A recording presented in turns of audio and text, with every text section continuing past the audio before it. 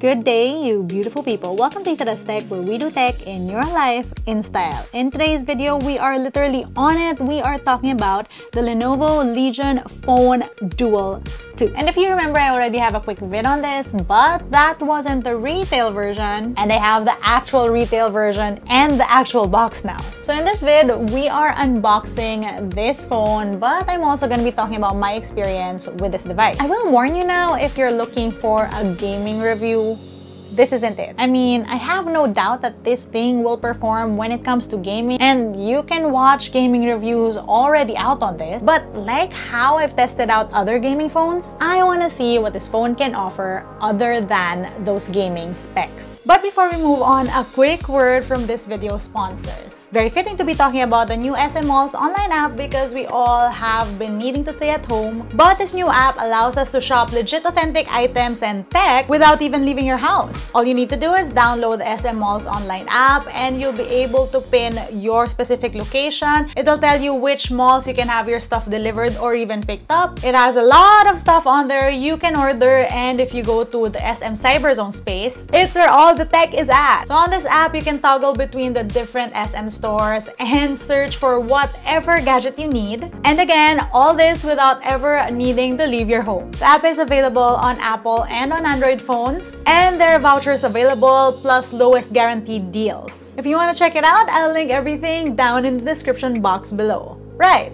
back to our video. This is my Legion Duel 2 non-gamer gaming phone review. Let's start with an unboxing. We finally have the sealed official retail version of the Lenovo Legion Phone Duel 2. Some details up here. It says that we have the ultimate black version. Ooh, a black one. So we did the white one in the previous video. I'll link up here and down below. But this is a black one, and we have the 12 gig 256 gig version.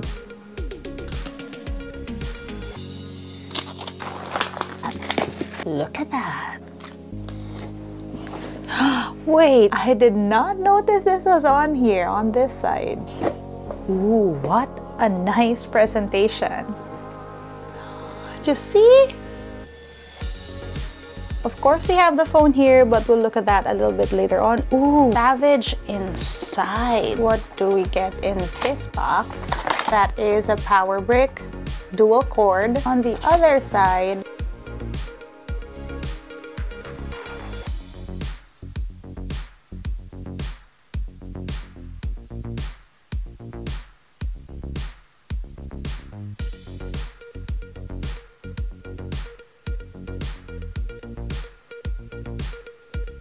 right. Ah, it looks good. So on the packaging itself, it tells you that there's a Y trigger here, another one here, turbo fan is up here, another one here at the bottom, and then you have one up here and down here, and that is happening on both sides. And finally, the front-facing cam, which is also the power button. Right, moment of truth. Wow, wowee. Okay, I thought that I really like the white version of this, but this black one is just all kinds of classy. Look at that! Wow, okay, you guys know I'm not the biggest fan of just black phones, but I guess for this phone, because there's so many things happening on the back, I love how discreet it all looks. So again, this phone gives you those two cameras at the back, RGB lighting, fan number 1, fan number 2. We've also gone through all the triggers. At the bottom, you have USB-C 1. That SIM tool just looks good. There's a dual SIM situation. On the other side is the second USB port, volume rockers beside that, and yeah, let's power it on. So I'm not even gonna do a montage because there is so much to talk about, and if you want to see the specs of this phone, you can check out my previous video. I'll link it up here and down below. And let's start off with look and feel. Now, you guys know that I'd rather white over black when it comes to smartphones, but the black on this just hits different. It feels like it's more graceful, it's classier. Maybe because it's designed like a gaming phone and the black just makes it more discreet. There's this nice subtle blue line that runs across the phone, and I just love that detail. And I feel like the black really matches the RGB effect. I mean, because I like RGB no matter where it is, what color phone it's on, and I just really feel like it's cool. Now, this is definitely a big phone, and that fact with my teeny hands does not go unnoticed. There is no way this fits my jean pockets or my tiny purses, but you know what they say about people with big phones. They get big screens. And that we have in this, coupled with those Dolby Atmos speakers.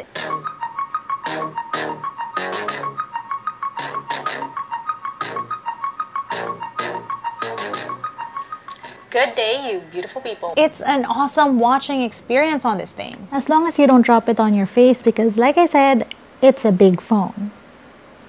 And like I mentioned in the previous vid, this thing has 2 charging cords, which also mean faster charging speeds, but most importantly, being able to charge this way while you're watching your videos. And yes, the 5000 mAh battery on this does perform. This thing has lasted me 2 days with 1 charge on average.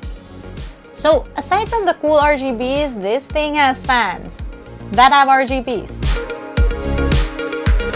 This is pretty cool for gaming, but you can also make it start automatically whenever the phone starts heating up. Now, I will say, and I've experienced this firsthand, that when you live in a hotter climate in a tropical country, almost all the phones run hotter. Again, tropical. This feature is especially useful for that specific purpose. You can run around and, I don't know, take photos, take videos, play your games, watch shows outdoors, and you know that this thing can self-cool. Now, obviously with the specs on this thing, there was barely anything I had trouble with in terms of my everyday apps and multitasking. Aside from that, another noteworthy thing is that the haptics on this, they're really good. And of course, the ultimate test would be to game on this, and I've told you guys though, I'm no gamer, but anything and everything I've played on this thing, it's been able to handle great. Okay, so the whole selling point of this phone to me is not just that it's a gaming phone, it's that it has a capable selfie pop-up on this that's specifically designed so that you can game and then stream yourself gaming. Powerful selfie cameras are not usually something that one would think you'd find on a powerful gaming phone, and yet I am all here for it. Also, because selfies on this, they look pretty good. Even the selfie cutouts look good.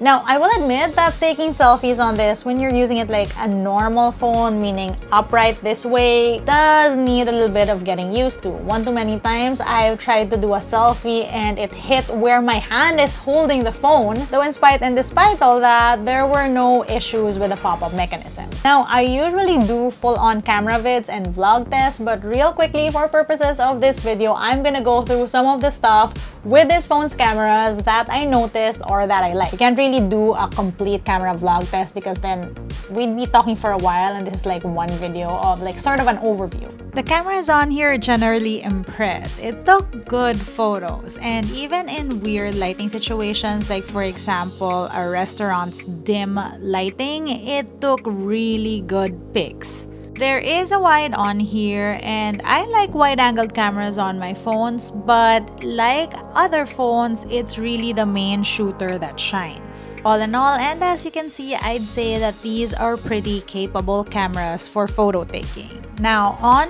to the videos. Front-facing camera can do up until 4K, and this is 60 FPS, 4K 30 FPS this time. 1080p at 60 FPS now, 1080p at 30 FPS. Now, I know I am gonna export this video and I'm not gonna be exporting it in 4K, but I just want to show you how the camera treats at different resolutions. And this thing allows you to switch out the mics you're using, so I am switched to the front-facing mic. If you can hear a difference, the rear mics are now being used.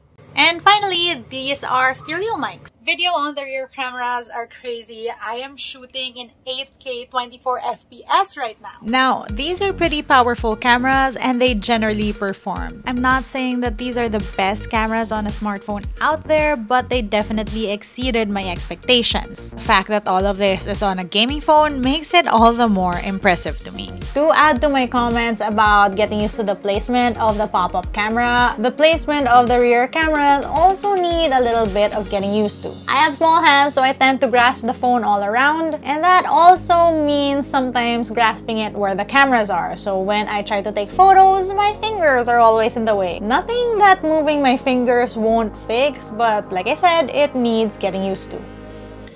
So definitely the gaming on this phone is a whole conversation altogether, but with 144Hz refresh rate, octa gaming triggers, which is fun, but definitely needs getting used to by a noob like me, Dolby Atmos,